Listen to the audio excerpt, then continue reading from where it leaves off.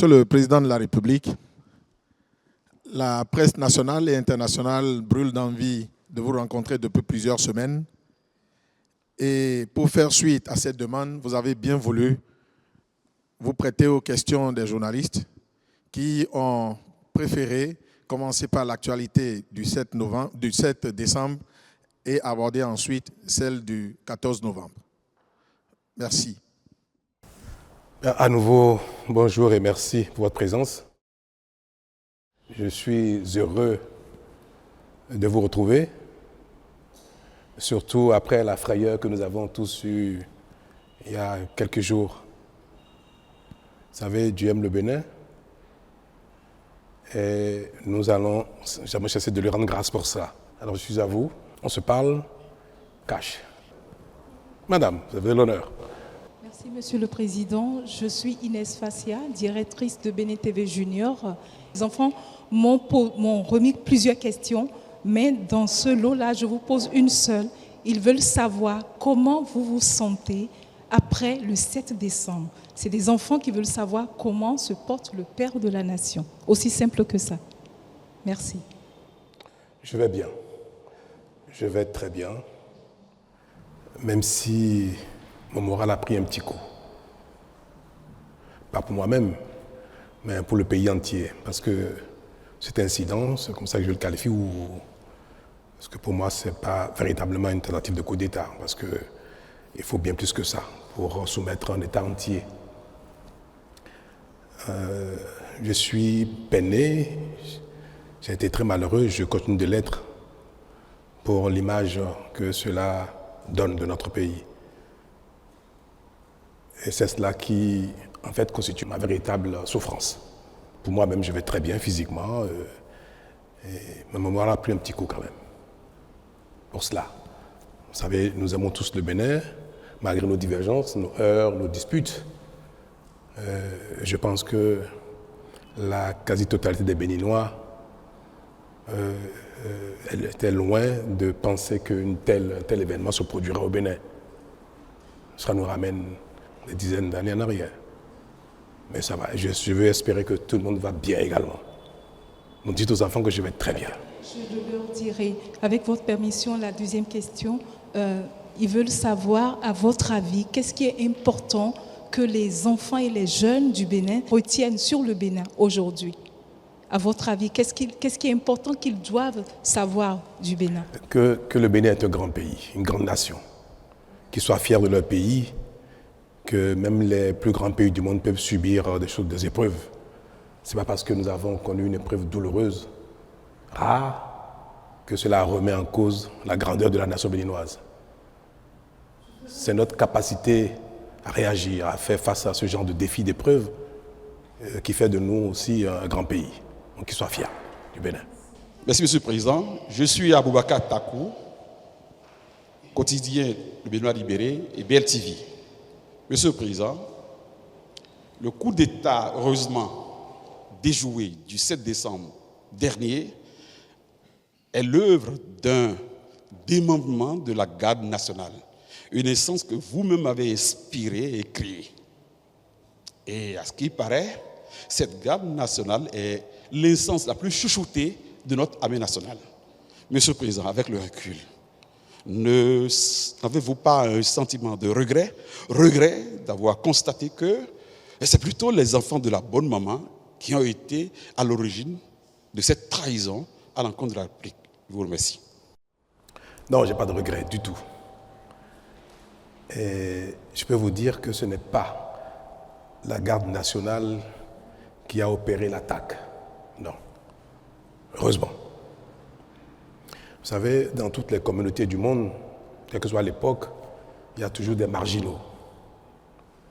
On ne peut pas reprocher à la nation béninoise d'avoir en son sein quelques voyous, quelques crapules, quelques marginaux. On ne peut pas reprocher à la garde nationale, à l'armée tout entière, d'avoir en son sein des crapules. Alors, ce qui aurait peut-être permis de qualifier la garde nationale d'un corps en rébellion, c'est si nous avons pu avoir tout le commandement, ou une partie du commandement.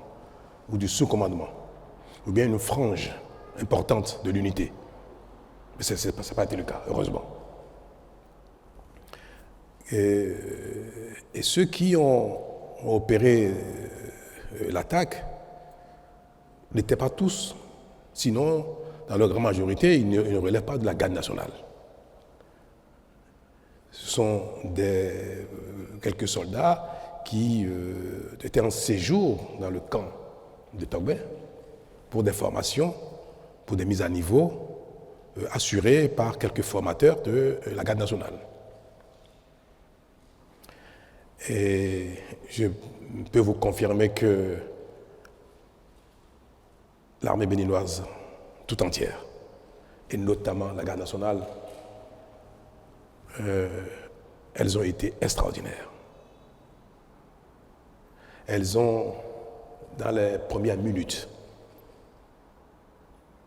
confirmé leur allégeance à l'État, au chef supérieur des armées, à leurs autorités, et ont engagé immédiatement des hommes pour venir au secours de l'État, pour venir porter main forte au mater les voyous. Nous avons reçu un détachement de la garde nationale elle-même qui est à Dessa, à Lada, et un détachement également de la caserne de Ouida. Toutes les autres casernes ont appelé le chef d'état-major général, ont appelé le commandant de la garde républicaine pour demander la conduite à tenir. Savoir s'il faut engager toutes les casernes vers Cotonou pour protéger les institutions, protéger le palais, la résidence du chef de l'État, ou bien si l'incident était maîtrisé. En tout cas, toutes les casernes, tout le haut commandement, tout le sous-commandement a réagi dans les minutes qui ont suivi l'attaque. Et moi, ça m'a fait découvrir encore une fois que notre pays a franchi un palier. Vous savez, moi je n'appelle pas ça limite un coup d'État ou une tentative de coup d'État, c'est une attaque. Parce qu'un coup d'État, se saisir du pouvoir d'État requiert, certes, qu'il y ait une attaque du genre, mais qu'il y ait la possibilité que les différents corps d'armes se rallient. Qu'il y ait la possibilité que l'opinion publique, encore une bonne frange, se rallie. Que les institutions ou les principaux acteurs politiques se soumettent ou se rallient ou fassent allégeance. Mais nous n'avons observé rien de tout cela. Aucune caserne, aucun membre du haut commandement, du sous-commandement. Ils ont tous appelé, et je peux vous le dire, et je voudrais que vous en soyez fiers, ils ont tous appelé, et les voyous ont pris même eu l'outrecuidance d'appeler certains pour demander leur ralliement. Ils nous ont tout de suite informés de ces appels-là et ont exprimé leur attachement, leur loyauté à la République. Donc ce n'est pas la garde nationale, ce n'est même pas un démembrement de la garde nationale, ce n'est pas un commandement de la garde nationale, ni même un sous-commandement de la garde nationale. Je crois que nous devons garder notre fierté à l'égard de la garde nationale. Et le 1er août prochain, je serai parmi vous, dans le public ou une partie de la tribune, j'aurai le bonheur, le plaisir, l'honneur de me lever et de les applaudir. Parce qu'ils ont été extraordinaires. Une était ma volonté de limiter les dégâts. Quand ils ont fui de la télévision et se sont retranchés dans la caserne leur a été bombardée. Les renforts qui sont venus d'Alada, de la garde nationale, et de Ouida étaient en position de bombarder le camp de retrait, c'est-à-dire Togbe. Nous avons imaginé ce que ça aurait engendré comme dégâts humains, aussi bien dans la caserne que hors de la caserne. Parce qu'il y a eu beaucoup de jeunes soldats en formation qui n'étaient pas avec eux, mais qui ont embarqué. Vous avez dû le constater dans la vidéo qui a circulé à l'occasion de leur prise éphémère de la télévision. Et il disait, je crois, il n'est pas avec nous, bien suis-le, suis-le. C'était même ridicule. Une bonne partie des enfants, des jeunes qu'ils ont embarqués ne savent même pas pourquoi. Vous savez, dans l'armée, quand un chef vous dit « venez, il y a une opération », vous suivez, par discipline. Donc ils ont embarqué les enfants, les garçons, qui sont venus découvrir sur le site de quoi il s'agissait. Et beaucoup, d'ailleurs, leur ont échappé pour ne pas être mêlés à cette forfaiture. Alors, mes très chers, notez que l'armée béninoise et la garde nationale ont joué leur rôle et je continue de le garder, je continue d'être fier à leur égard. Monsieur le Président de la République, je suis Paul Danogbe du média en ligne Africaro. Aujourd'hui, dites-nous quelles sont les mesures qui ont été prises pour que les Béninois n'assistent plus à ces événements, à ces tristes événements. J'ai presque envie de dire que vous êtes le plus chanceux dans la sous-région. Quel est le secret du président Patrice Talon? Ben non, je n'ai pas de secret. C'est la nation entière qui, comme je viens de le dire, n'est plus à ce stade du tout. Le Bénin, j'aime bien le dire, c'est peut-être un peu prétentieux, mais le Bénin est déjà un autre pays dans notre sous-région. Et certes, il y a eu des failles, c'est vrai. Je manquerai de sincérité si je ne vous l'avoue pas. Nous étions peut-être un peu dans un excès d'assurance et de constat de la paix, de la tranquillité d'un pays dans lequel tout le monde, malgré nos difficultés, nos peines, nos heurts, nos divergences, on pensait que le Bénin était loin d'être sujet à une telle chose. Vous savez, si on prend les grands pays dans lesquels ce genre de choses ne sont plus envisageables, les pays d'Europe, développés, les États-Unis, Canada et consorts, ce n'est pas une telle idée qui manquerait à certains de leurs ressortissants. Il y a bien des gens qui se saisissent d'armes de guerre pour aller braquer une banque, pour aller braquer une bijouterie. Mais il ne reviendrait à personne dans un pays d'aller braquer l'Élysée ou bien la Maison-Blanche. Je suis certain qu'il y a plein de gens qui, se levant le matin, ont peut-être envie de devenir président des États-Unis ou président de la France par la force. Ça, on ne peut pas dire qu'aucun Français, aucun Américain, aucun Canadien, aucun Allemand n'est capable d'avoir une telle idée folle. Tous les hommes ne sont pas identiques, quel que soit le temps, quelle que soit l'époque, quel que soit le lieu, c'est pas pour dire toujours quelques marginaux. Autant, on peut prendre des armes pour aller braquer dans ces grands pays une banque, une bijouterie, autant, même si l'envie existe, personne ne ferait des braquer, comme je viens de dire, l'Élysée ou bien la Maison-Blanche. Pourquoi? Parce que si quelqu'un le fait, il est certain, 100% certain, que cela ne va pas prospérer. Qu'aucun corps d'armes ne suivrait. Aucun commandement ne suivrait. Le peuple ne suivrait pas. Aucune institution ne suivrait. Donc il ne pourra jamais jouir du pouvoir. Jamais. Ça peut durer 1 heure, 2 minutes, 1 semaine, même 1 mois, si c'est ceci d'armes très lourdes pour empêcher les autres corps de venir le saisir.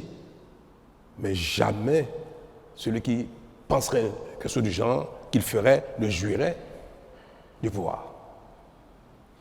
Dans certains pays qui ne sont pas à ce stade, si vous le faites, vous avez peut-être une chance sur 10, sur 20, sur 1000 d'en jouir. Il peut y avoir une partie de l'armée qui peut se rallier. Une partie de l'opinion peut se rallier. Des acteurs politiques peuvent se rallier. Alors quand la communauté, une nation est encore à cette étape-là, ce genre d'événement peut arriver. Mais une communauté, une nation dans laquelle tout ce que je viens de citer, les institutions, l'armée, consorts, jamais ne se rallie à une telle aventure, dans cette communauté, il n'y aura jamais de coup d'État militaire ou par la force. Jamais. Alors, il faut souhaiter que notre pays qui vient de démontrer qu'il est un grand pays reste sur ce palier et que notre évolution, notre émancipation, notre compréhension du monde, de la vie, des règles et consorts n'amène plus jamais aucune frange de notre société significative. Que ce soit le peuple, que ce soit les institutions, que ce soit les armées, que personne ne puisse jamais adhérer ou faire allégeance ou approuver une telle chose. Et c'est pour ça que ceux qui ont eu le courage ou l'outrecuidance, ou je ne sais pas comment je vais l'appeler, de se réjouir de ça, comme je viens de dire, les marginaux ne manquent pas, nulle part au monde. Il y en a aussi au Bénin. Il y en a même parmi la classe politique. Parmi vous, il y en a. Ceux qui se sont réjouis de cela, ils sont condamnables. On ne peut pas applaudir publiquement un crime. On ne peut pas se réjouir publiquement d'un crime. Mais je pense que plus le temps passera, et plus ce genre de marginaux seront en nombre infime, pour que la nation dans sa globalité soit effectivement une très grande nation. C'est pour dire que c'est au Bénin qu'il faut, je vais dire ça, qu'il faut apporter le salut de ce qui s'est passé, c'est-à-dire que la tentative n'est pas prospérée. Moi, je n'ai pas de secret particulier. Je suis chef d'équipe pour un temps, ça va s'achever bientôt. Et nos actions ne portent que parce que les Béninois adhèrent à ce que nous faisons, malgré les divergences qu'on peut observer ici et là. Nous ne pourrons pas dire qu'aucun Béninois n'aura jamais, plus jamais une telle idée, mais il ne faudrait pas que l'idée puisse prospérer à ce point. Même si très vite, nous avons eu le dessus. Ils ont été chassés de la maison, vaillamment. Même moi-même, je n'ai pas eu peur d'être avec la garde républicaine, parce que je savais très bien que jamais cela ne prospérerait, que nous ferons face. Ils sont allés à la radio, on les a poursuivis, ils ont été délogés très vite de la radio, mais il y a eu un temps qui s'est écoulé entre le moment où ils ont été délogés et le moment où le ministre de l'Intérieur est venu s'exprimer. C'était un week-end, il fallait qu'ils viennent de Calavi. Et c'était la personne la plus indiquée. Mais ceux qui sont à la CRTB ont bien vu qu'il n'y avait pas eu de résistance. On les a poursuivis, ils sont partis très vite. Bon, c'était des voyous. C'était des voyous, des petits terroristes qui ont été manipulés, encouragés par quelques acteurs marginaux politiques du Bénin et puis quelques également personnes étrangères que je me garderai d'évoquer ici parce que la justice s'est déjà saisie de cette affaire-là. Donc c'est des petits voyous, des barlotins, je ne sais même pas comment il faut les qualifier, insensés, qui ont été encouragés, manipulés par des nostalgiques et par des jaloux. Je n'en dirai pas plus. Je suis Emmanuelle Sodji, correspondante de France 24 au Bénin. Ma question est la suivante. Quelle est votre véritable lecture politique de cette tentative de coup de force? Et puis, deuxième partie, est-ce que vous craignez que cette nouvelle tentative se produise, sachant que les principaux responsables sont encore en fuite? Merci. Ma lecture politique de ce qui s'est passé, je n'en ai aucune. Je fais une lecture sociologique de ce qui s'est passé et non politique. Pour moi, cela n'a pas été engendré par une crise politique. Cela ne pouvait pas déboucher sur une remise en cause de notre orientation politique. Non. Donc je ne tire aucune conséquence politique de cela. Le Bénin lui-même est garant de notre sécurité, de ce que personne ne peut plus s'emparer du pouvoir par la force. Ce sont ces choses-là qui sont essentiellement les garants de notre stabilité. Donc, si il n'y a pas d'assurance que la prise de pouvoir d'État par la force de cette manière ne peut se prospérer, je pense que c'est ce qui ne se reproduiront plus jamais. Nous venons de donner un exemple aux marginaux.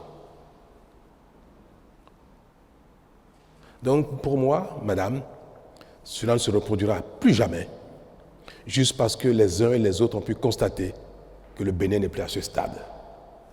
Toutefois, comme je viens de vous le dire tout à l'heure, les mesures appropriées pour ne pas perturber la quiétude des Béninois seront prises pour que des intentions du genre ne puissent jamais s'exprimer, que ça reste dans la tête des marginaux et qu'ils ne passent jamais à l'acte, ou même s'ils le tentent, à la seconde d'après, que ça ne puisse prospérer. Gérard Goyon, je suis du journal L'événement précis.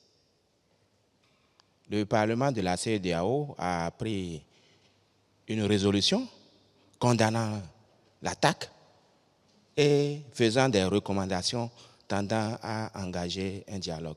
Comment vous avez accueilli cela, M. le Président? Très bien, la CEDEAO est dans son rôle, c'est appréciable qu'un genre d'attaque soit condamné. Et il est également du rôle de la CEDEAO d'appeler à la concorde, à la discussion, à la paix dans tous les pays où quelque chose paraît remettre en cause l'ordre constitutionnel, donc politique, paraît. Donc il est évident que la communauté internationale invite le Bénin, invite le président de la République, les acteurs politiques, à ne jamais emprunter cette voie pour régler un problème qui pourrait être politique, qui pourrait l'être. Donc c'est évident que la CEDEAO nous demande, au besoin, d'engager des dialogues pour que ce ne soit jamais par les armes que nous réglons nos différends. Ceux qui ont peut-être encouragé ces enfants, garçons, à faire une telle chose, et qui ont peut-être des raisons politiques, sont également concernés par ce genre de message. Vous avez beau avoir des divergences avec le pouvoir en place, l'État ou l'autorité en charge, à l'instant, vous ne pouvez pas faire, encourager, inciter les gens à aller s'attaquer à l'État. Donc c'est un message d'ordre général que je prends avec honneur et humilité. Merci. Bonjour, Monsieur le Président. Je suis Joël Tchogwe de Peace FM.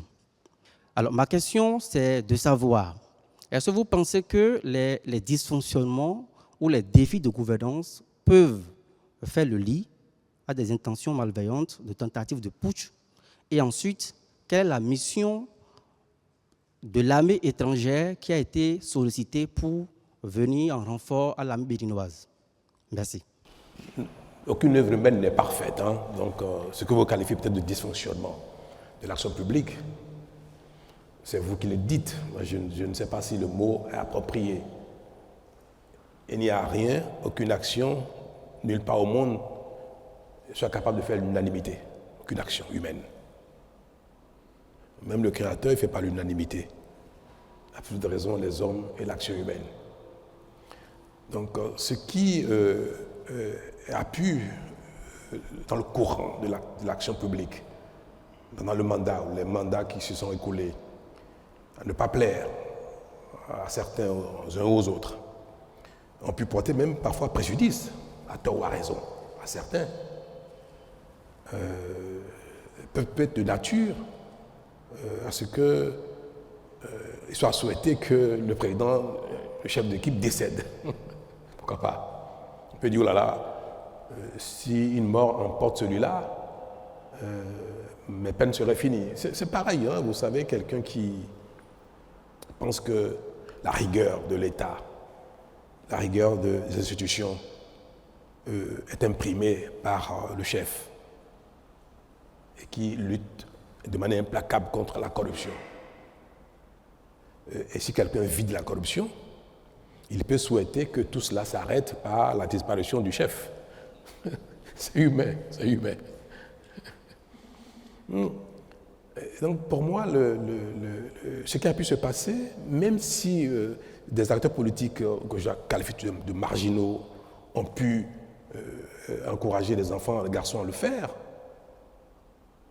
je ne considère pas que cela est lié à une dérive de l'action publique, de l'État, dérive de l'autorité en charge de notre destin commun pendant l'instant actuel, que cela soit lié à un dysfonctionnement. Je ne sais pas ce qui serait ce dysfonctionnement-là, donc je ne fais pas cette lecture, comme je viens de le dire. Alors, pour ce qui est de l'intervention de l'armée de l'air du Nigeria, c'est un peu vers midi qu'après avoir analysé la situation en discussion avec les responsables militaires, le patron de la garde républicaine, le chef d'état-major général qui était en France, qui a dirigé les opérations de loin et qui s'apprêtait à prendre le vol et venir à Cotonou. C'est après avoir échangé avec eux que nous avons décidé de faire appel à une frappe, à un pays susceptible de nous aider à faire une frappe chirurgicale. Parce qu'ils se sont retranchés à Togbin avec des armes lourdes, avec des blindés. On avait neutralisé un des blindés devant la télévision nationale, mais ils sont retournés dans la caserne avec des blindés. Vous savez, dos au mur, ils peuvent encore faire des bêtises. C'est-à-dire commencer dans la caserne, à tirer, à faire n'importe quoi, sachant que la cause était perdue. Nous avions nous aussi positionné des blindés non loin du camp pour les convaincre, résoudre à déposer les armes. Vous ne pouvez pas être certain que des gens qui ont fait une telle folie soient quelques minutes après capables de raison, dire bon, laisse tomber. Donc il se pourrait qu'il y ait des échanges qui feraient beaucoup de dégâts dans le quartier de Togbin. La base est au cœur de Togbin. Je ne peux pas être président de la République, c'est parce que j'ai été éprouvé il y a quelques minutes que je vais dire, peu importe les dégâts que ça va occasionner, peu importe les vies innocentes qui pourraient être perdues. Mais nous avons dit, il ne faut surtout pas que les affrontements entre l'armée loyaliste, l'armée tout court et ces voyous engendrent encore des pertes en vie humaine. On avait déjà perdu 2 personnes.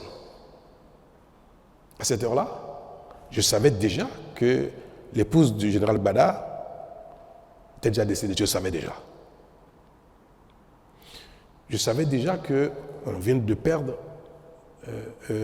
un des soldats de la garde républicaine.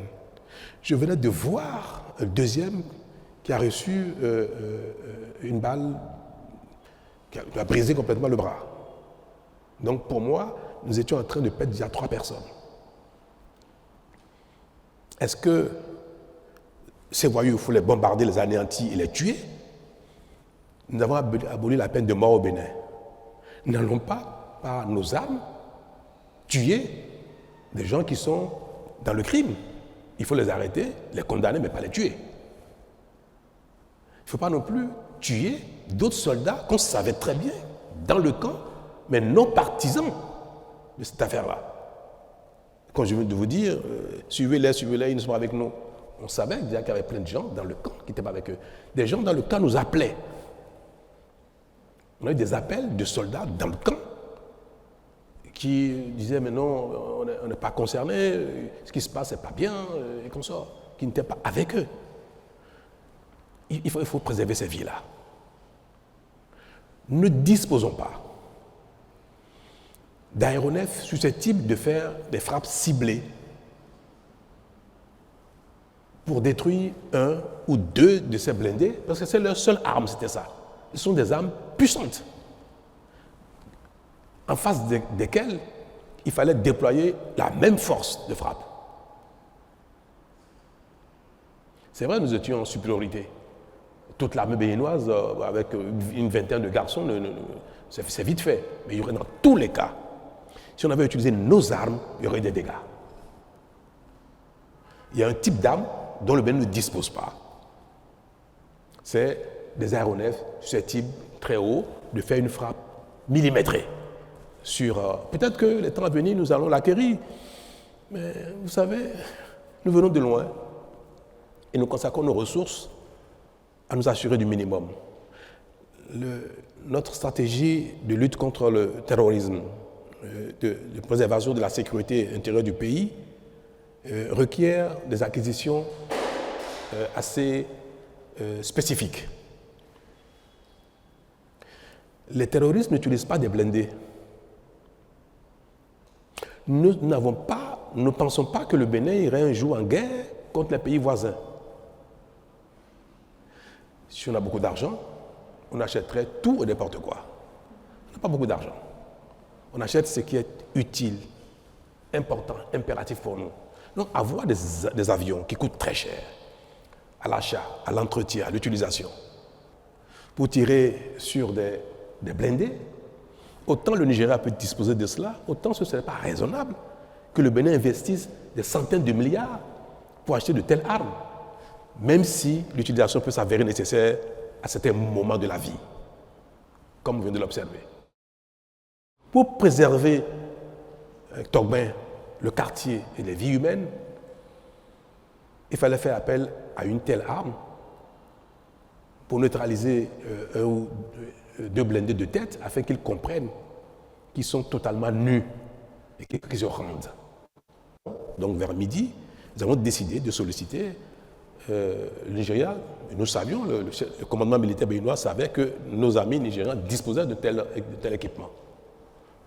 On leur a fait appel via la CEDEAO, via le président Tinubu lui-même en personne, et nous avons opéré les formalités nécessaires de la journée pour que ce soit une intervention qui se fasse dans le cadre de la CEDEAO, normée, bien précis, et nous avons dit dans quel cadre nous voulons le faire, et nous avons rassuré les Nigérians que cela éviterait beaucoup de pertes en vie humaine. Le président Tinubu a été rassuré de cela, parce que il ne faut pas, pour neutraliser une dizaine de gars, vingtaine, tuer des centaines d'autres.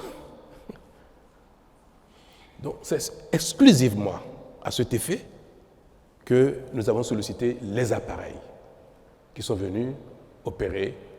Ils ont fait 2 frappes.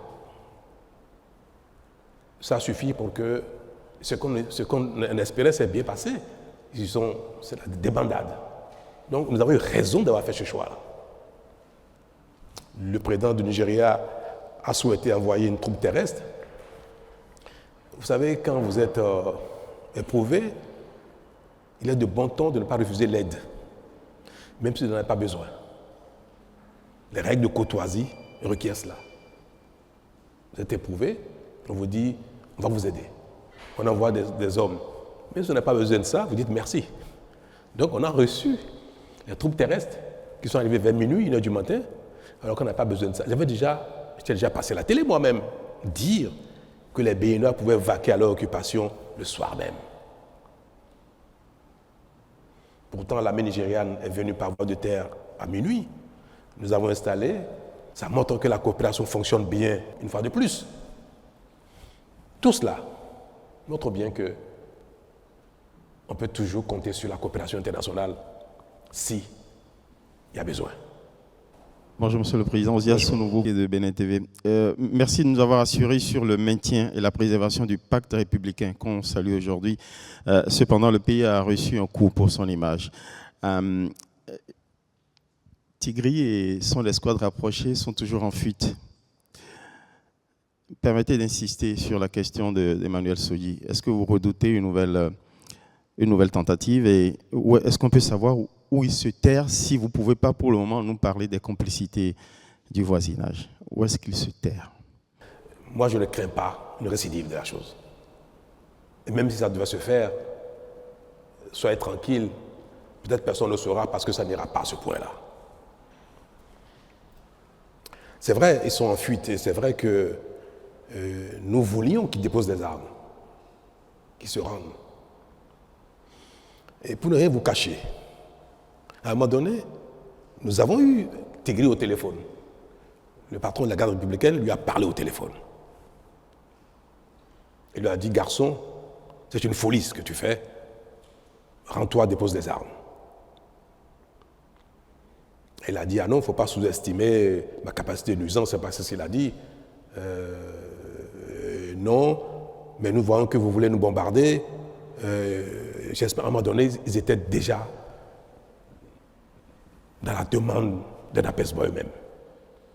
Alors, quand le concerné montre déjà ses faiblesses, il dit, mais ne nous bombardez pas, Vous comprenez donc que nous ne pouvons pas aller plus loin. Et quand effectivement nous avons réduit, ils ont commencé par fuir, deux choses l'une. Certains ont fui avec leurs armes, qu'ils ont jetées après dans les caniveaux, dans les rues de Togben, puisque nous avons reçu des armes, la population nous a amené des armes après. Quand ils fuient comme ça avec des armes, vous les poursuivez, c'est des champs de tir, le risque encore de mort devient réel à l'instant où vous poursuivez quelqu'un qui est armé dans un quartier densément peuplé. Nous aurions pu, si on avait donné le feu vert aux hommes de la poursuite, de tirer sur eux, quand ils ont commencé à faire le mur, quand certains se sont mis en civil, certains sont mis en civil et sont sortis du camp sur des motos. Moi, j'ai donné les consignes de ne pas abattre qui que ce soit en fuite. Parce qu'il y a déjà eu un premier lot qui s'est enfui. Quand ils sont arrivés dans le camp, Tigri lui-même est parti du camp en civil et en voiture. Il a abandonné les garçons, il a quitté, il est sorti du camp. Quand la frappe a eu lieu, il n'y était plus. Donc, ceux qui se sont enfuis, tant mieux. Nous les recherchons, nous avons retrouvé certains parmi eux, mais certains ne pas été retrouvés et je crois, ont eu la facilité de quitter le territoire. Parce que vous savez très bien que la convivialité, la bonne cohabitation entre nos deux pays, la CEDEAO, même si parfois sur les papiers, ce n'est pas une réalité, entre les populations, c'est une réalité. Les échanges sont libres, totalement libres entre les populations sur les frontières. Et il n'y a pas que les points de passage officiels qui permettent d'aller du Bénin au Nigeria, au Niger, au Burkina ou au Togo. Donc ils ont pu passer les frontières. Et nous avons lancé les mandats d'arrêt contre eux. Nous avons sollicité les pays concernés pour coopérer et nous les livrer. Je vais espérer qu'ils vont coopérer, qu'ils vont nous livrer ces voyous-là, parce qu'il faut qu'ils en répondent. Mais je compte de vous dire, c'est un moins de mal qu'ils se soient enfuis que les poursuivants nous fassions beaucoup de victimes dans Togben. Rachida Ousso de BIP Radio. Si vous me permettez, j'aimerais aborder le deuxième thème de cette conférence. J'aimerais évoquer la trêve politique. Est-ce que vous pouvez nous expliquer comment ça va marcher et est-ce que ça ne pose pas problème dans un pays démocratique? Merci. J'ai donc promulgué hier la loi portant révision de la Constitution. Et c'est vrai que dans les nouvelles dispositions, il y a, je vais le dire ça abusivement, l'instauration d'une trêve. Mais en fait, ce n'est pas nouveau, madame.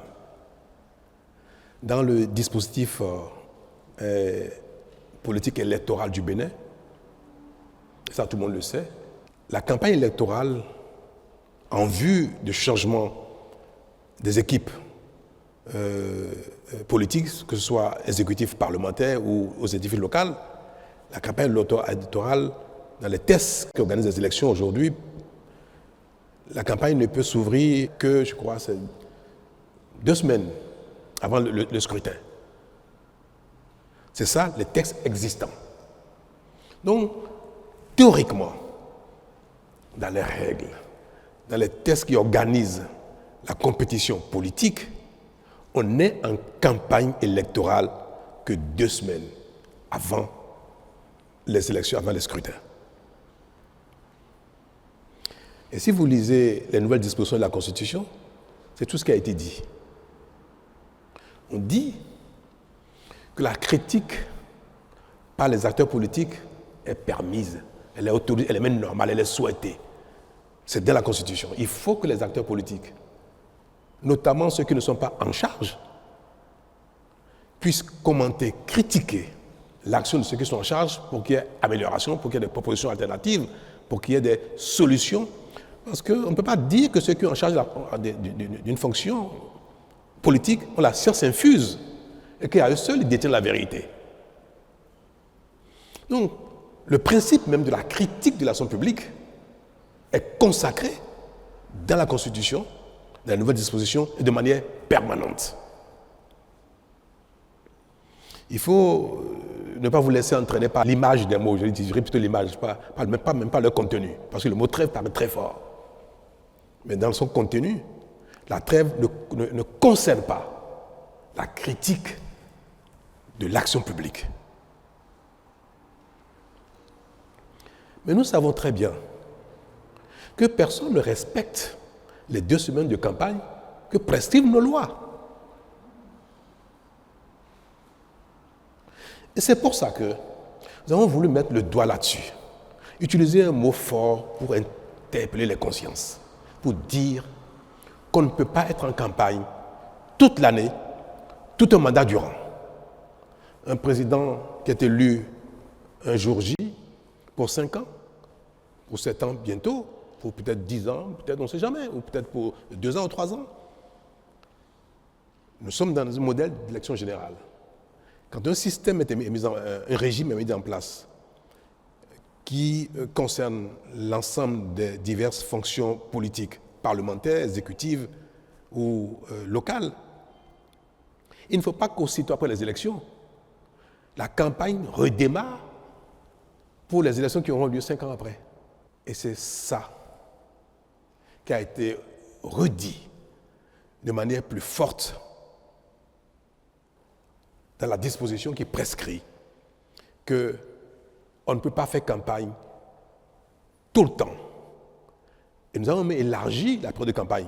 On permet même que la campagne ait lieu, au lieu de 15 jours avant les élections, elle ait lieu même 1 an avant les élections. On allait plus loin que ce qui existait. Au Bénin, désormais, si un scrutin, une élection a lieu 1er janvier 2027, à partir du 1er janvier 2026, on peut commencer la campagne. Mais pas avant. Et c'est cette période où on ne permet pas aux acteurs politiques d'être en campagne que nous appelons trêve. Il n'y avait pas un mot pour le désigner précédemment. Nous avons utilisé le mot pour que ce mot soit utilisé avec sa force, pour que les uns et les autres sachent et s'engagent à ne pas être en campagne tout le temps. C'est tout. C'est ce que veut dire la trêve. Nous en faisons un foin terrible parce que nous sommes habitués à ce que même quand les textes existent, qu'on ne les respecte pas. Il a suffi qu'on mette le doigt dessus, qu'on dit « oh là là, on va nous interdire de parler ». Mais la disposition constitutionnelle consacre que la critique soit permanente. Barnabas Roukouma, journaliste et promoteur du groupe de presse d'Abaro. Nous sommes à Parakou. Merci beaucoup, Monsieur le Président. Au lendemain du vote de la loi portant révision de la Constitution, le gouvernement a fait une tournée dans le pays pour expliquer aux populations le contenu de cette nouvelle loi. Qu'est-ce qui ressort de cette tournée? Est-ce que ce sont les rapports qui vous ont été faits qui ont permis à ce que plus tard vous promulguez finalement cette loi? Je vous remercie. Moi, j'ai été consulté par les partis politiques. Cette loi qui a été votée n'a pas été votée dans mon dos. Je vais vous le dire. J'ai été consulté et le ministre de la Justice a participé au débat. Et nous avons fait des amendements. Donc, ce qui a été voté était parfaitement en phase avec notre vision. Et je change beaucoup avec les partis politiques qui appuient l'action gouvernementale. Je n'exerce pas la fonction tout seul. Je suis en concertation permanente avec les partis politiques qui nous accompagnent. Et d'ailleurs, des lois à caractère politique ne peuvent pas être votées sans qu'il n'y ait quand même une certaine discussion, convergence de point de vue entre les acteurs politiques qui soutiennent l'action du président et lui-même.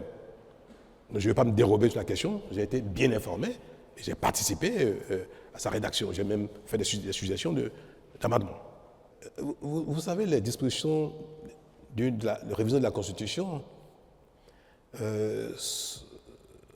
sont quelque chose de sensible.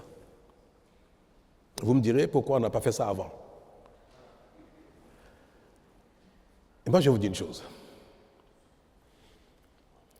Et ça me caractérise, même si tout le monde le sait déjà. C'est quoi le rôle d'un leader? C'est quoi le rôle d'un leader? Un leader politique, un leader religieux, un leader social, un leader d'une cause donnée. C'est quoi son rôle? C'est de réfléchir à ce qu'il faut et de le partager, certes, avec sa cible, ses concitoyens, quand il s'agit de leaders politiques, mais aussi c'est surtout d'oser proposer des solutions aux problèmes qui se posent à la communauté. Donc un leader, ce qu'on attend d'un leader, ce n'est pas simplement tout le temps d'aller recueillir ce que veut la communauté pour mettre en œuvre, point barre. Mais sinon, quel est notre rôle? Quelle est la compétence? Quelle est l'énergie? Quel est le savoir-faire? Quelle expérience nous mettons au service de nos concitoyens si nous ne pouvons rien leur proposer? J'estime qu'il est de notre devoir de faire l'analyse de nos conditions de vie, de l'environnement international, national, et de proposer les solutions les plus indiquées pour que le pays avance. Si je dois attendre que les solutions viennent de mes concitoyens qui, dans leur quotidien, s'occupent de ceux qui les concernent directement et que ce pourquoi ils m'ont élu, ce pourquoi ils ont élu les députés, il faut qu'on se dérobe pour aller leur demander, mais sur telle situation, qu'est-ce qu'il faut faire? Mais c'est une faillite. Non, il ne faut pas se dérober. Nous pouvons voter une loi et rendre compte. Je crois que c'est ce qui a été fait. Le temps que nous avons mis à promulguer n'est pas lié à la reddition de comptes. Non. Il fallait que la Cour constitutionnelle se prononce sur la conformité de la loi par rapport à la Constitution. Mais j'ai voulu, par respect au peuple, j'ai voulu quand même que tout de suite, dès que la loi a été votée, j'ai voulu que le peuple soit informé de cela, nonobstant la procédure de validation par la Cour constitutionnelle en ce qui concerne la constitutionnalité de la loi. Bonjour Monsieur le Président, Oui. le Sénat. Quels sont ses pouvoirs réels? Beaucoup pensent que c'est une institution que vous avez créée qui se place au-dessus des institutions qui existent et que c'est également pour placer le futur président de la République sous tutelle. Et est-ce que vous êtes le futur président du Sénat? Le Sénat, tel qu'il a été défini, paraît une invention béninoise, n'est-ce pas? J'ai entendu dire qu'il n'y a aucun élu au Sénat, que le Sénat n'a aucune légitimité. Pourtant, le Sénat a un rôle important. Je veux vous dire que c'est vrai, chacun imagine, invente ce qui lui convient, ce qui est conforme à ses besoins, à son histoire, à sa réalité. Mais il est rare que les idées même les plus belles, les plus innovantes ou novatrices relèvent d'une exclusivité. Dites-vous une chose, quand vous pensez à quelque chose de très bien, quelqu'un a déjà pensé à ça. C'est rare qu'on soit vraiment les seuls à avoir une idée novatrice. Le fait que ce soit un parlement de gens désignés, de compétences, d'expérience, de sagesse, existe ailleurs dans le monde. Vous le savez, non? Le Bénin n'est pas le seul pays dans lequel le Sénat est composé à 100% de personnes désignées, aucun élu. Le Canada. Le Sénat du Canada, il n'y a aucun élu dedans. Ils sont tous désignés. Ce n'est pas le Canada qui nous a inspirés. Hein. C'est vrai que la connaissance du monde peut parfois nous amener à faire nos analyses de manière circonstanciée. Le rôle qu'on a voulu donner au Sénat requiert que ce soit un Sénat de personnalité. Pour jouer ce rôle tampon, pour jouer ce rôle d'apaisement, pour jouer ce rôle de régulateur de la vie politique.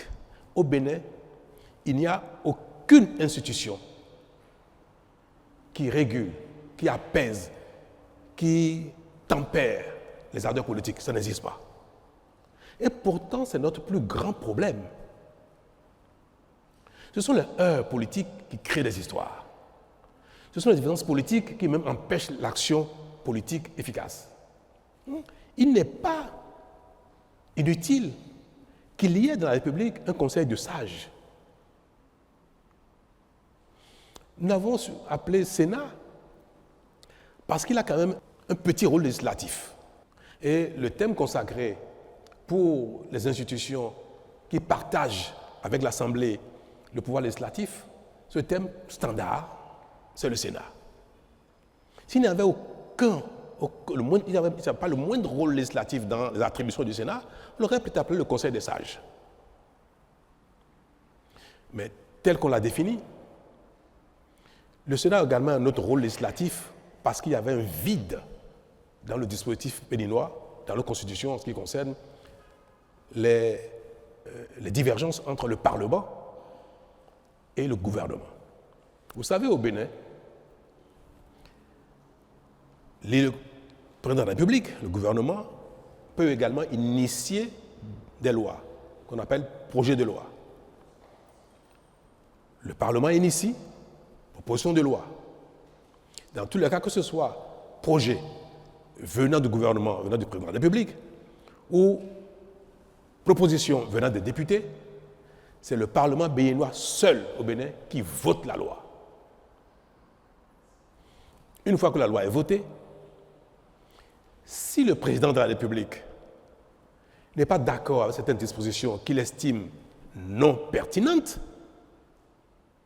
pour l'action publique, pour la gouvernance du pays, pour l'efficacité de l'action publique, le président de la République peut demander une deuxième lecture. Et il dit, à l'occasion, il demande que telle disposition soit modifiée dans tel ou tel sens. Il peut suggérer même d'introduire de nouvelles dispositions dans la loi qui a été votée. Et le Parlement se réunit une seconde fois et une dernière fois sur la loi en question pour prendre en compte, pour analyser, pour examiner les demandes du président de la République. Le Parlement est autonome, souverain. Il a beau recevoir les demandes du président, il a beau recevoir ses commentaires, le Parlement peut ne pas suivre la demande du président de la République et voter la loi telle qu'elle avait déjà voté la première fois, ou voter différemment, en tout cas, peut ne pas donner suite à la demande du président de la République. C'est la réalité législative au Bénin. Mais nous sommes dans un régime présidentiel où l'ensemble de l'action publique, de développement, d'organisation, de sécurité, de financement, tout cela relève des prérogatives du président de la République. Quand il y a divergence majeure entre le président de la République, entre le gouvernement et le Parlement, il peut y avoir un blocage. Et on l'observe dans les grands pays où ils ont un système bipolaire, où le pouvoir est véritablement partagé entre un Parlement, je vais donner l'exemple de la France, entre le Parlement et le président de la République. Parce que ce n'est pas un régime parlementaire, c'est un régime présidentiel, mais qui partage son pouvoir exécutif avec la majorité parlementaire. Il peut y avoir des blocages terribles. Le Bénin n'est pas dans un régime du genre, mais quand même, les lois peuvent être votées sans l'approbation ou sans prendre en compte les demandes ou les exigences du président de la République. C'est bien pour la démocratie, mais parfois pour les pays comme les nôtres, ça génère des paralysies ou ça génère des perversions. Et c'est surtout les perversions qu'il faut craindre. Pendant longtemps, pour ceux qui ont la mémoire des choses, pour voter les lois au Parlement, ce sont des valises d'argent qui vont à Porte-Novo. Vous avez oublié ça apparemment. Pourtant, ça date d'à peine 10 ans. On en parlait de manière confortable. C'est devenu quelque chose de courant. Ça ne gênait plus personne. les lois, toutes les lois pratiquement, en tout cas les lois majeures, notamment si c'est une proposition de loi venant du gouvernement, il faut payer avant que le Parlement ne vote. C'est une proposition de loi dans laquelle le président ou le gouvernement a un intérêt particulier sur une disposition particulière. Elle a beau être pertinente, s'il ne paye pas, ce ne sera pas voté. Les valises d'argent circulaient entre Cotonou et Porto-Novo. Tout le monde le savait, ça. Et ça nous convenait bien. Nous étions tombés dans une perversion qui est devenue quelque chose de sport national, comme la plupart de nos travers. Hein. Mais j'ai été très vite confronté aussi à cette demande-là. J'ai dit, avec moi, pas question. C'est fini ça. Moi, je suis venu pour réformer. Et c'était l'une des raisons pour lesquelles j'avais dit, je ferai un seul mandat de réforme et ça me suffira parce que je considérais qu'il fallait combattre nos tares, nos perversions, nos vulnérabilités et que cela allait améliorer la population publique. La bonne gouvernance, allait instaurer la bonne gouvernance. J'ai combattu, j'ai refusé. Mais ce n'est pas n'importe qui résiste à ça. Mais j'ai entrepris, moi, honorablement, de parler avec la classe politique entière, tous les partis existants, y compris la FCBE d'alors, en proposant un pacte, en proposant qu'on travaille ensemble. Une partie a accepté, d'autres ont reçu le dictat de leur chef. Non. Mais j'ai réussi à recomposer une majorité au Parlement pour accompagner l'action publique, mon action. Je ne peux pas, parce que moi je suis chanceux, parce que je suis parfois un peu kamikaze, je ne peux pas voir des imperfections, des choses graves qui génèrent des travers et en partant dit, bon, tant pis, moi je m'en suis sorti, le reste on verra bien. C'est mon pays. C'est le pays de mes enfants, mes petits-enfants, de vos enfants, de nous tous, de mes concitoyens, les gens de mon village, les gens du village voisin, les gens du village lointain. Bref, c'est le pays de mes concitoyens. Et si Dieu me donne une longue vie, je serai béni encore peut-être pendant quelques années et je vais subir la gouvernance de mon pays. Donc, je ne peux pas voir quelque chose mérite d'être corrigé, quelque chose est une faiblesse, une tare, une perversion, et laisser ça ainsi. C'est pour ça qu'on a suggéré qu'il y ait un organe qui soit capable d'arbitrer entre le président de la République et le Parlement en cas de blocage, au cas où une loi serait votée par le Parlement. Le président de la République demande une deuxième lecture. Le Parlement ne tient pas compte de la demande du président. Donc, il y a deux positions. Et cela peut être une loi importante. C'est vrai que les lois de finances, la Constitution a prévu les voies et moyens pour contourner les blocages.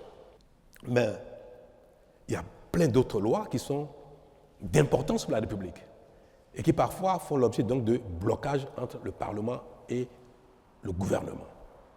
Nous avons dit qu'il peut y avoir un conseil de sages, de sachants, les gens qui ont été au Parlement, qui ont été dans la fonction, qui ont été à la Cour constitutionnelle, sont des personnalités diverses qui peuvent examiner la demande du président, la loi votée par le Parlement et dire le Parlement a raison, le président de la République a tort, ou bien le président de la République a raison, c'est le Parlement qui a tort.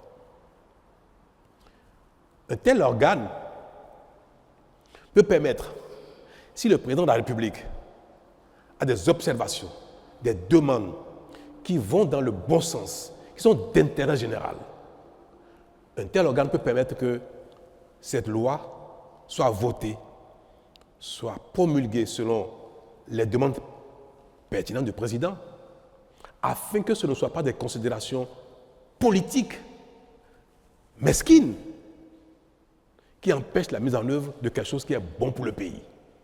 Nous considérons que, ne regardez pas le Sénat l'entame, imaginez le Sénat dans 10, 15, 20 ans. Un organe du genre qui rassemble autant de personnalités qui ont été dans ces genres de fonctions, forcément à quelque chose de plus que le gouvernement lui-même, que quelque chose de plus que le Parlement lui-même en matière d'appréciation de l'intérêt général. Un tel Sénat peut être un bon arbitre, parce que c'est pour aussi que le président de la République veuille faire quelque chose qui ne soit pas de l'intérêt général, ou bien qui soit purement relatif à un calcul politique. Voilà l'une des raisons pour lesquelles nous avons dit que le Sénat peut avoir un petit rôle législatif. Le Sénat ne peut pas reformuler la loi. Il peut simplement dire telle position paraît plus conforme aux intérêts de la nation que telle position donc donne raison à l'une position. Et quand le Sénat arbitre, la disposition ou la loi ou les dispositions de la loi qui ont reçu l'arbitrage du Sénat s'imposent. Et en ce moment, le président est tenu de la promulguer, ou sinon, la Cour constitutionnelle proclame la loi exécutoire. Voilà un aspect qui relève de ce que je sais de la fonction que j'ai exécutée pendant bientôt 10 ans. Le Sénat également peut demander parfois une deuxième lecture. Le Parlement a voté une loi et le Sénat estime qu'il y a telle disposition qui sont peut-être pas suffisamment pertinentes ou qui ne vont pas dans le bon sens. Le Sénat peut conseiller, en fait, peut demander au Parlement, je vous suggère d'examiner telle chose. Et vous revotez la loi. Si le Parlement vote la loi à nouveau, sans tenir compte des observations du Sénat, le Sénat ne peut rien faire. Le Sénat s'incline parce que le Sénat n'a pas véritablement le pouvoir législatif direct. Il peut arbitrer, il peut conseiller, mais il ne peut pas voter une loi. Donc, si l'Assemblée nationale n'est pas favorable aux observations du Sénat, l'Assemblée vote en son âme et conscience, souverainement. Et maintenant, c'est une affaire entre l'Assemblée et le président de la République, qui sont les deux qui détiennent la légitimité du pouvoir législatif, exécutif. Voilà. Voilà pourquoi nous avons instauré le Sénat. Il y a une troisième prérogative, mission du Sénat, c'est d'appeler de temps en temps les acteurs politiques à la raison. Vous savez, on me dit, mais la Cour constitutionnelle est déjà un organe qui régule la vie politique, mais ce n'est pas vrai. On dit, mais les acteurs politiques peuvent répondre devant la loi de ce qu'ils font. Mais on ne répond pas souvent devant la loi, les acteurs politiques, de nos actions politiques. Il y a plein de choses que le politique peut faire, peut dire, qui ne soient pas condamnables au pénal, mais qui peut porter préjudice grave à la nation entière. Tout à l'heure, je vais vous donner 2 exemples. Donc, la Cour constitutionnelle ne statue que sur la conformité des textes, des lois, des règlements par rapport à la Constitution. La Cour constitutionnelle ne statue pas sur le caractère politique, le caractère pertinent des actes, des lois et autres. Jamais. Or, l'action politique qui induit l'action publique conditionne notre vie. Vous me direz, comme le peuple a voté pour le Parlement, voté pour le président de la République, peu importe ce qu'il faut. Mais est-ce que c'est mauvais d'instruire un organe pour des fois dire aux gens, appeler les gens à la retenue, rappeler les gens à l'ordre, conseiller les gens? Un exemple. On interdit les filets qu'on appelle, pour la pêche, la pêche, il y a un filet, un équipement de pêche qu'on appelle Medopo Konu. C'est-à-dire, vous faites la pêche avec ça, vous ramassez tout. Les menus frétins, y compris même les alevins, tout, vous ramassez tout. Et quand on utilise ces genres d'équipements, on appauvrit le plan d'eau, le cours d'eau. Et la pêche finit par, la recherche halieutique finit par mourir complètement. Donc, l'État régule et empêche les équipements qui ne sont pas conformes à l'intérêt général. Un homme politique, conseiller communal, député, ministre, non, parce qu'en général, les règles, en un moment, sont fixées par le gouvernement et un ministre fait ça, il va être démis tout de suite. mais vous prenez un acteur politique, chef d'un parti politique, conseiller communal ou député, qui dit à ses parents, dans sa localité, n'écoutez pas, ne faites pas attention à cette règle, à cet arrêté du ministre des Histoires, continuez de pêcher avec votre filet, mais ne pas nous. C'est un acteur politique, hein, ce n'est pas un citoyen ordinaire. Donc c'est une personnalité du pays. C'est une personnalité qui est écoutée, qui aspire à gouverner, ou soit qui a déjà gouverné, donc qui exerce une certaine influence sur la population. Et il appelle les populations à ne pas tenir compte de ça. Un maire prend un arrêté pour interdire le prélèvement du sable, de gravillon dans une carrière, en disant que cette carrière a atteint un niveau où continuer déstabilise l'environnement. Et il dit interdiction de prélever, de continuer à exploiter cette carrière. Un homme politique arrive et dit, il dit n'importe quoi lui, continuez. Alors, qu'est-ce qui va se passer? Si la personne continue, elle va répondre devant la loi après. C'est elle qui va payer, qui va sanctionner par la loi. Si le pêcheur continue d'utiliser son équipement de pêche et qu'il est confondu de cela, c'est lui qui va être pénalisé. Et parfois, il va y avoir une rébellion sur l'eau. La police fluviale va sur l'eau pour contrôler les filets et les populations pour se soulever contre la police fluviale. Coups, blessures, désordre et même parfois perte en vie humaine. Le véritable auteur, c'est qui? C'est l'homme politique. Mais aller devant la justice, en pénal, correctionnel, c'est un délit. Il appelle des gens à ne pas respecter la loi. Vous êtes magistrat. On vous présente un acteur politique qui a appelé les populations à ne pas respecter la loi, contester la loi. Et il va dire, non, moi j'ai seulement critiqué la loi. Mais il conteste la loi, il soulève les gens contre la loi. Vous ne pourrez pas le condamner pénalement. Vous avez du mal. En plus, un acteur politique.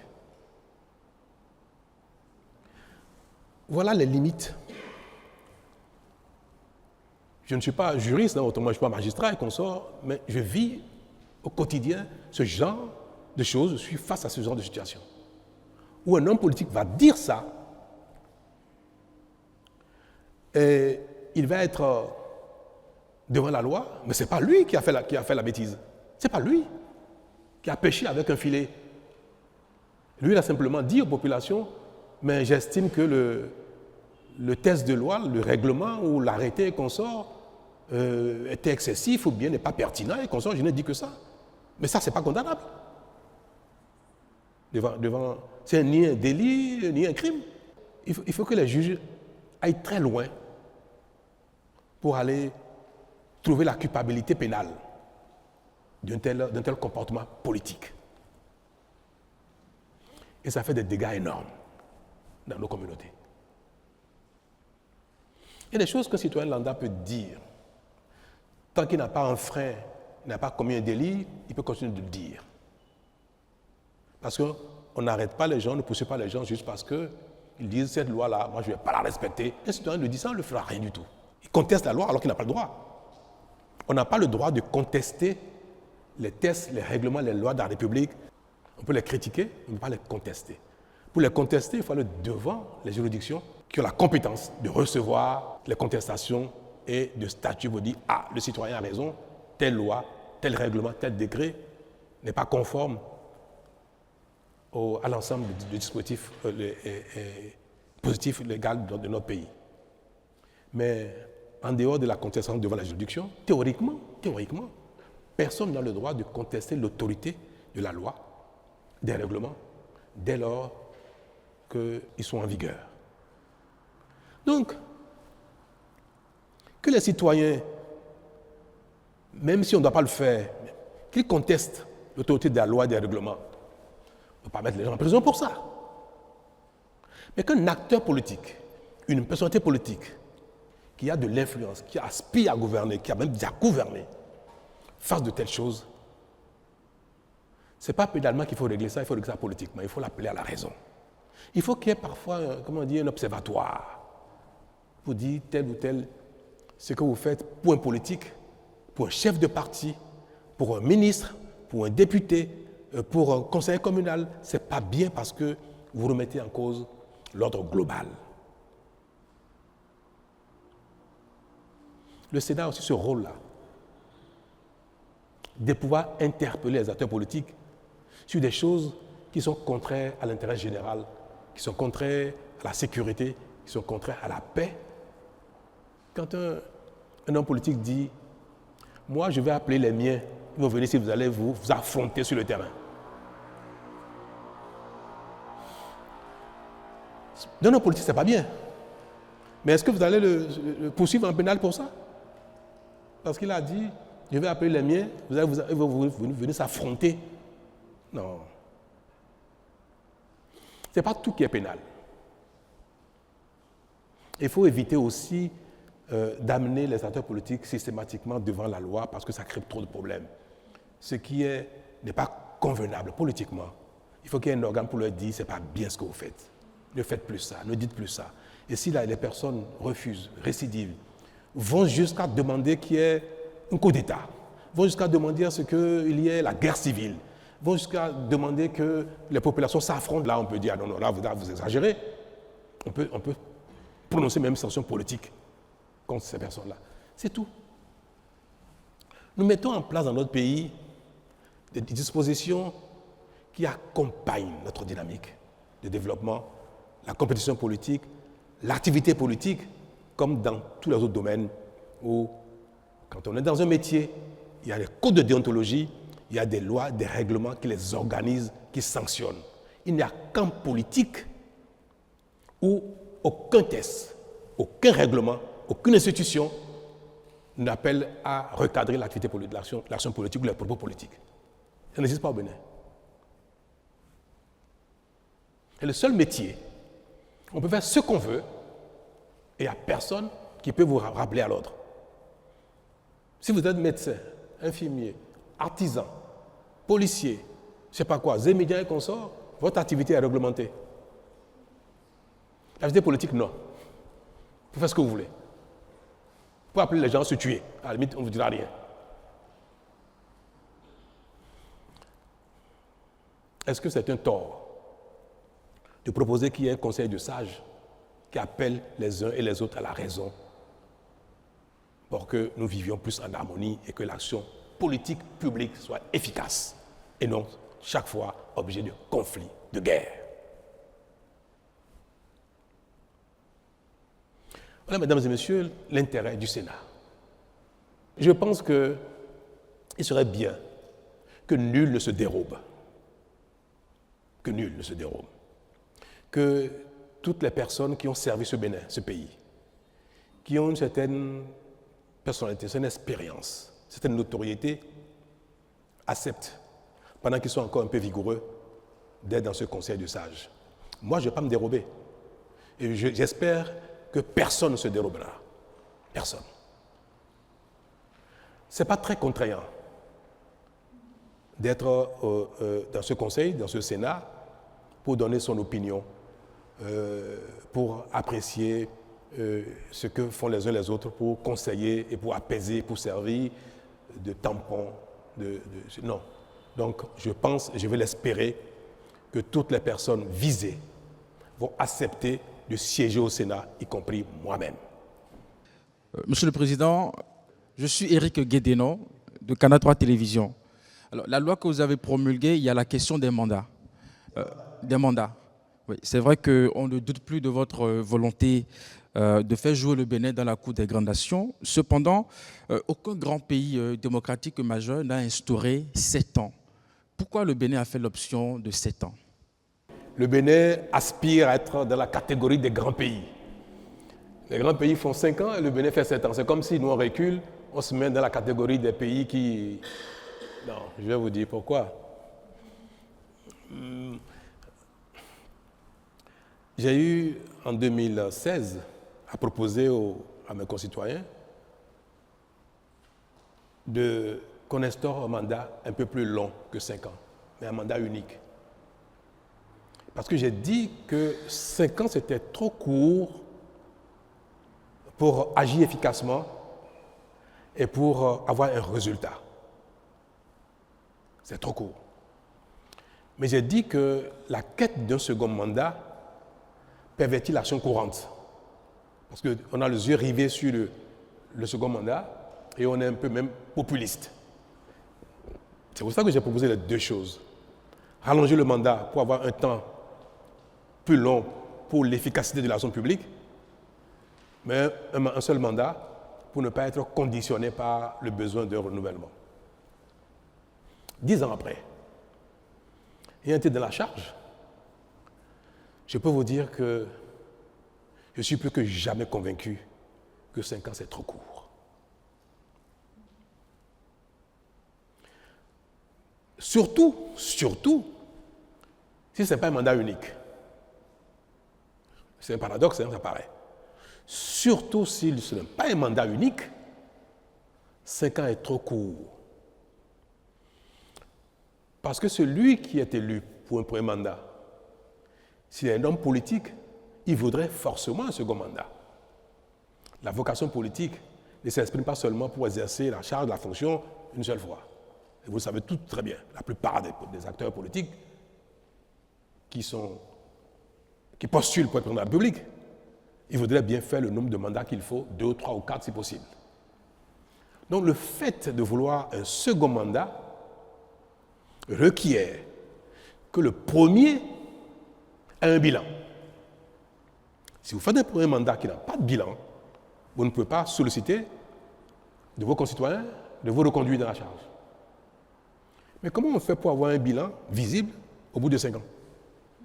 On ne fait que des choses visibles en apparence, mais qui manquent souvent de profondeur, de qualité. Une telle situation pousse les gouvernants, le président de la République, les régimes, dans la précipitation. Et tout ce qui est fait est bâclé. Sans études, sans compte expertise, sans donner le temps qu'il faut aux entreprises pour exercer, quand c'est des travaux, que c'est une réforme, tout ce qui relève de l'action publique est fait de la précipitation. Parce qu'on veut, au bout de 2 ou 3 ans, avoir un résultat visible.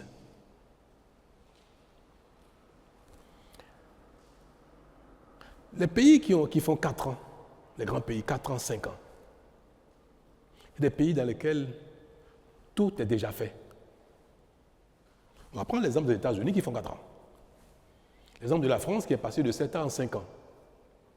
Mais quand vous écoutez les attentes des populations aux États-Unis, en Allemagne, en Italie, en France, c'est quoi l'attente des populations? Quelle est leur demande face aux acteurs politiques? Quand vous écoutez l'offre politique des acteurs politiques italiens, espagnols, français, canadiens, américains, quand vous écoutez leur offre politique, de quoi ils parlent? Vous n'entendrez jamais les populations françaises, américaines ou italiennes demander de l'eau à leurs acteurs politiques. Il nous faut de l'eau, jamais. Qui a déjà entendu ça une fois dans les réclamations des populations en France ou aux États-Unis? Jamais. Vous n'entendez jamais demander de l'électricité. Ils ne demandent jamais la route. Ils ne demandent jamais les hôpitaux. Ils ne demandent jamais les écoles. Même pas les universités. Peut-être des centres de recherche. Pourquoi? Parce que l'eau, ils l'ont déjà depuis longtemps. La route, ils l'ont depuis longtemps. L'électricité, les gens naissent avec ça, ils ne s'imaginent pas que ce soit un bien particulier. C'est une banalité. Vous n'entendez pas les gens dire, dans ma région, je veux une université. Les gens ne demandent pas ça. Les populations vont dire, nous voulons lutter contre l'immigration. Pour qui on va voter pour qu'il combatte l'immigration? Pour qui on va voter pour qu'il assure notre sécurité dans les quartiers, dans les villes? Sécurité. Lutte contre l'immigration. On va entendre Nous ne voulons pas aller à la retraite à 65 ans, on veut continuer à la retraite à 60 ans. Des choses qui relèvent du confort de vie et non des fondamentaux de survie même, d'existence. Nous sommes sur 2 planètes différentes. Nous sommes dans 2 mondes différents. Le président américain, jamais quelqu'un lui demandera « Oh, électricité, consort, école et consort », jamais. Lui va parler d'impôts. Il va parler d'immigration. Il va parler de la rivalité avec la Chine. À la limite, on peut élire un président américain pour 1 an. C'est suffisant. Parce qu'on veut qu'il prenne des mesures tout de suite contre l'immigration. Un décret suffit. Une fois qu'il a pris le décret, il peut dire bye-bye. Il a satisfait les besoins de ses électeurs. Une fois qu'il a fixé le taux de douane sur ce qui doit venir de la Chine partout et il peut dire bye-bye, j'ai fini. Donc, le temps d'action pour un président américain, 1 an peut suffire pour qu'il satisfasse les demandes de sa population. 1 an peut suffire. Si vous allez en France, il faut combien de temps à un gouvernement pour voter la loi, prendre les décrets pour mettre la retraite à 60 ans, 65 ans, 70 ans? Il ne faut pas 2 ans, il ne faut pas 5 ans. Il faut combien de temps pour prendre un texte pour modifier les conditions d'immigration en France? Pas du temps. Alors, nous imitons des gens qui n'ont pas du tout le même problème que nous. Alors que pour construire des routes, quand vous voulez, on attend de vous, dans chaque localité, qu'il y ait des routes dans chaque localité. Si vous faites ça ici, vous ne faites pas ça là-bas, après les 2 ou 3 ans, vous aurez les élections, ils ne voteront pas pour vous. Vous n'avez rien fait pour eux, pour la route. Moi, je suis arrivé, j'ai espéré qu'au bout de 5 ans, j'aurais atteint 80-90% de couverture en eau potable. C'était mon plan, c'était ma volonté, on était engagé là-dedans. Il y a encore des endroits où on dit, mais on a demandé de l'eau, vous êtes venu ici en campagne, on n'a pas eu l'eau. Certains n'ont pas eu de marché, pas eu de stade. Nous avons une course contre la montre. Ça a été terrible. Moi, j'ai pris 20 ans en 5 ans. Ouais, je n'étais pas comme ça il y a 10 ans. Et quand je regarde ma coupe de vieillesse, je vois que je suis sorti de la courbe. J'ai vieilli plus vite que je devais l'être. Mais c'est pour dire que le temps de l'action efficace est beaucoup plus long que le temps de la reddition de comptes, le temps politique. Mais quand les gens vous demandent des centres de santé, les gens vous demandent des écoles, les gens demandent de l'eau, c'est d'une telle urgence. Mais malheureusement, si au bout de 1 ou 2 ans, vous n'avez pas fait ça, les populations ne comprennent pas que le temps imparti n'est pas suffisant, qu'il faut beaucoup plus que ça. Vous vous rappelez, j'ai invité les femmes ici, d'Antokpa, ici à la présidence. Je les ai invitées, j'ai dit, d'Antokpa ne peut pas rester là indéfiniment. Insalubrité, incendie, c'est un peu conforme au commerce. Dans 20, 30, 40 ans, le Bénin sera 50 millions d'habitants, on ne peut pas garder Antokpa là. Vous allez accepter de partir de là. Ça fait 8 ans. Antokpa n'a pas encore déménagé. Pourtant, nous sommes acharnés au travail. Ceux qui connaissent la zone peuvent aller voir. Mais il a fallu des études. En telle matière, il ne faut pas des études n'importe comment. Des expertises, contre-expertises, les financements, les contrats d'entreprise. Nous sommes en fin de mandat. Ça a été l'une des priorités de mon action en termes d'infrastructures marchandes. 9 ans après, Antokpa n'a pas déménagé encore, même si les travaux sont finis.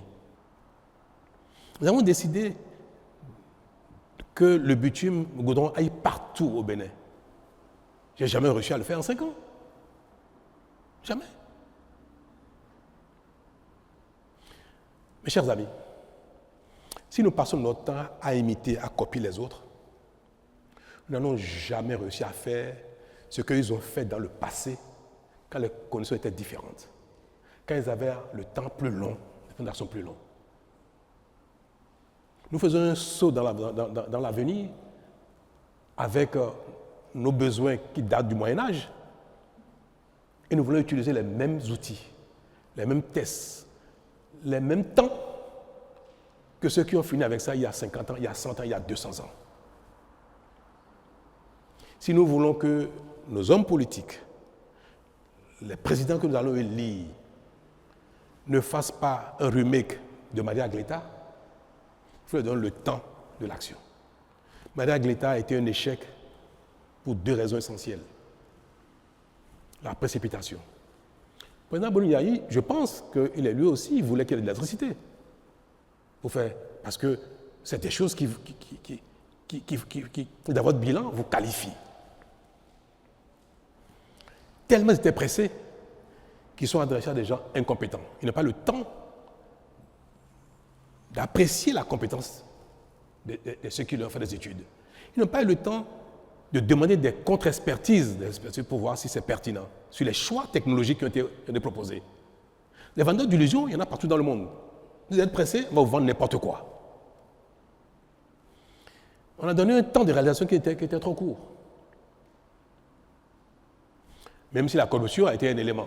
Mais je pense que l'élément fondamental d'un tel échec,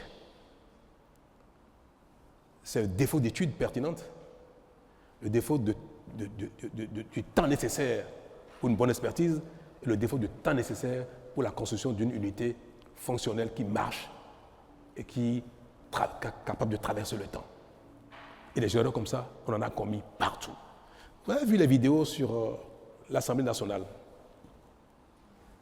Porte Nouveau, qu'on ne peut pas habiter parce que c'est trop dangereux, qui a été démoli maintenant. Les études ont été défaillantes. Qu'elle a été construite sur la base d'une étude qui avait beaucoup de faiblesses. Il y a des choses qui requièrent 1 an, 2 ans d'études.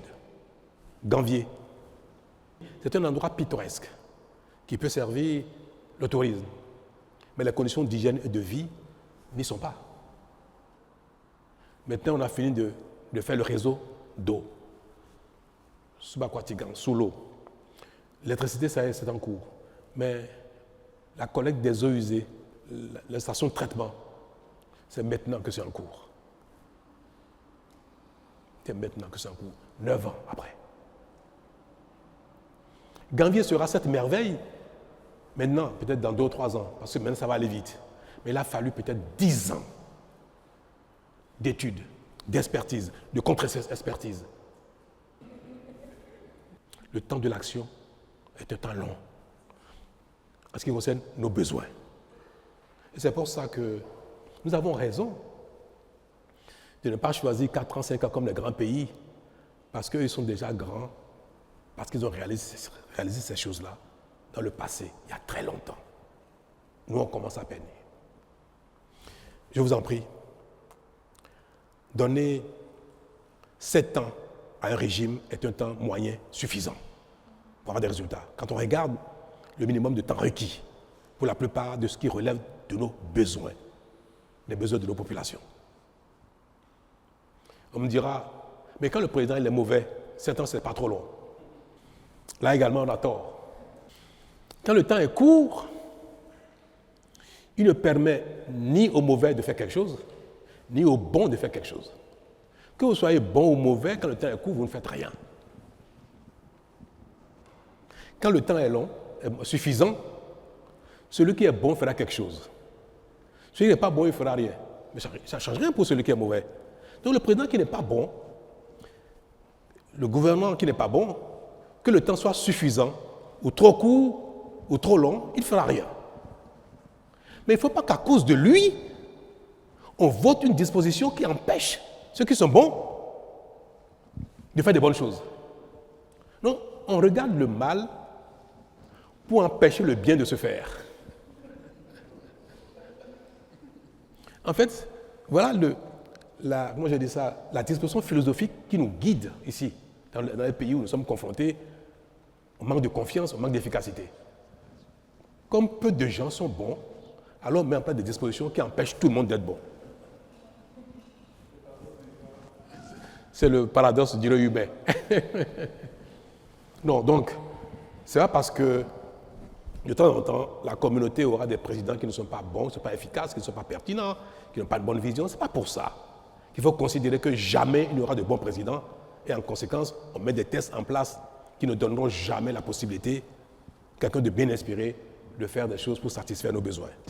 Voilà pourquoi j'ai estimé que partant de la fonction, j'estime que ce que je peux faire de bien pour mon pays, c'est de relever tout ce que j'ai pu constater pendant mes 2 mandats, tout ce que j'ai pu analyser.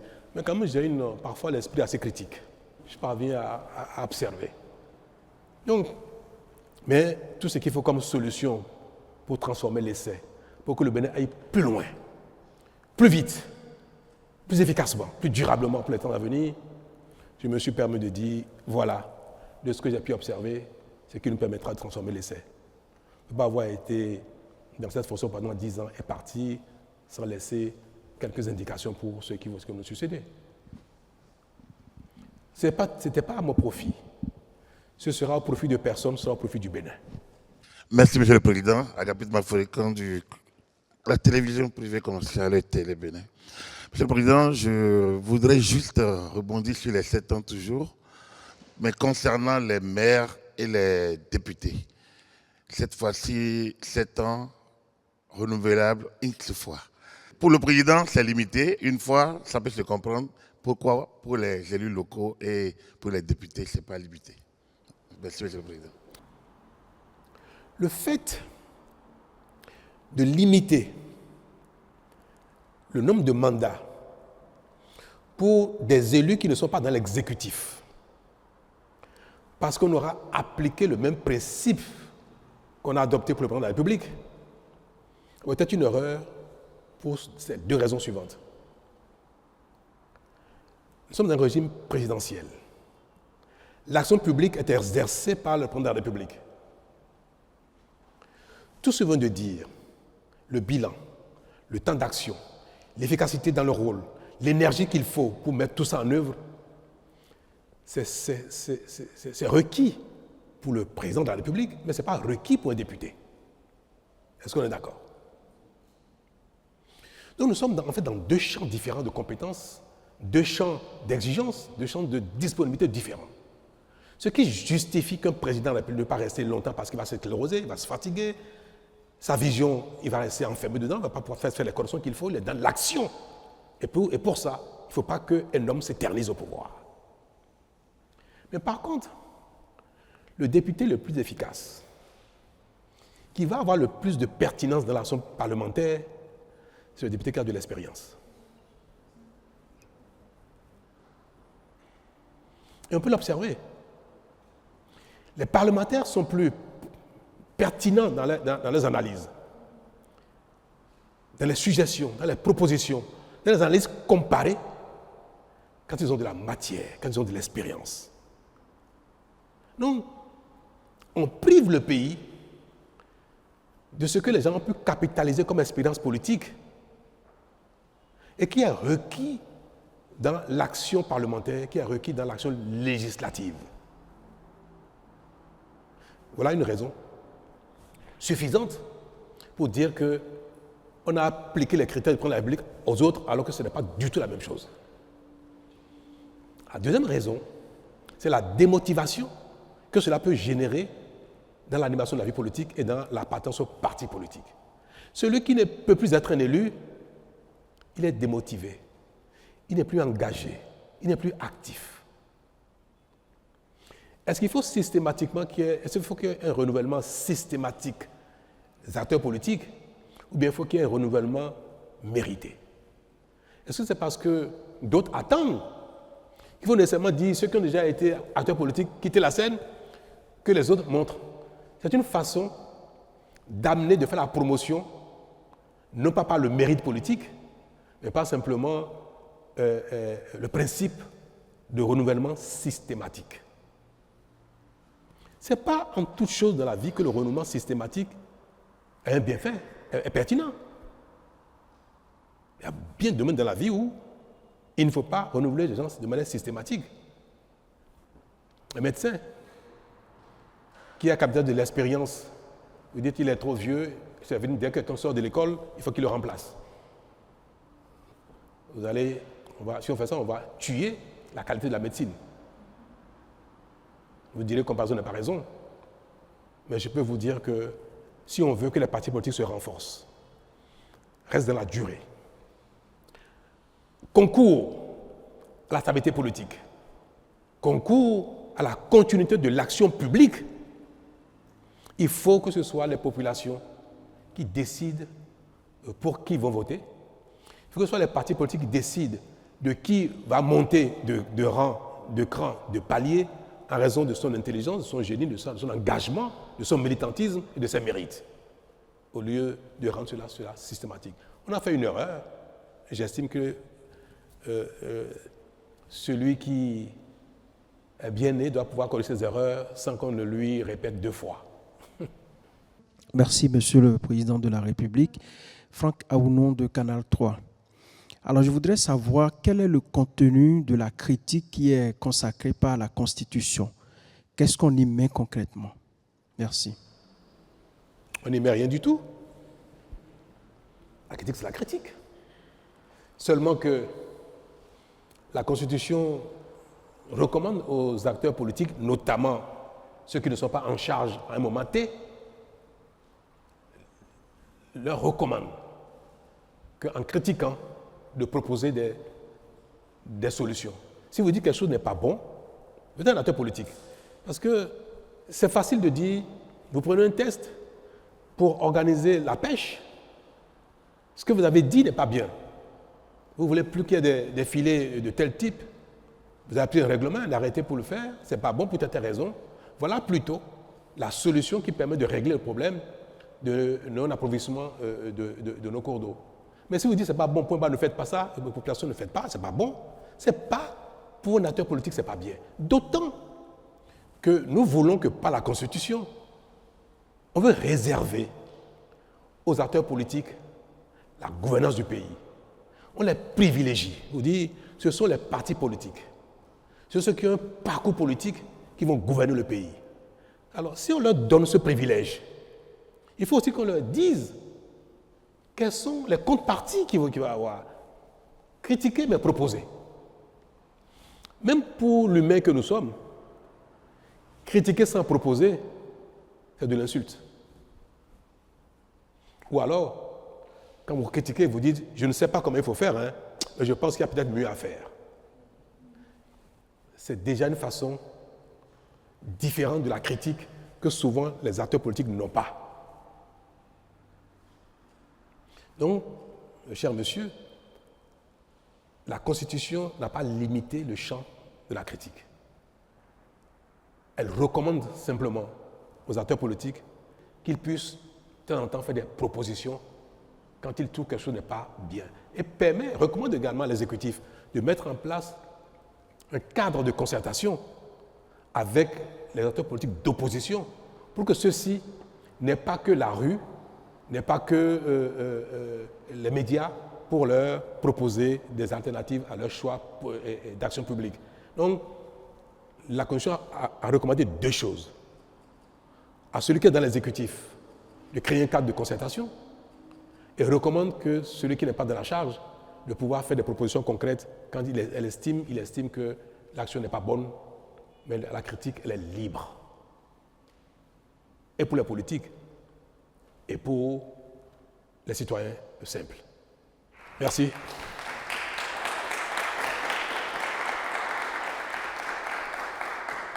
Je voudrais, avant de vous adresser mes vœux de manière formelle, vous souhaiter une bonne année, vous des médias et de la presse. Le Bénin fait son chemin. Nous allons souhaiter que 2026 nous apporte davantage que les années passées. Bonne santé à tous, du métier, et qu'il y ait un peu plus de ralice.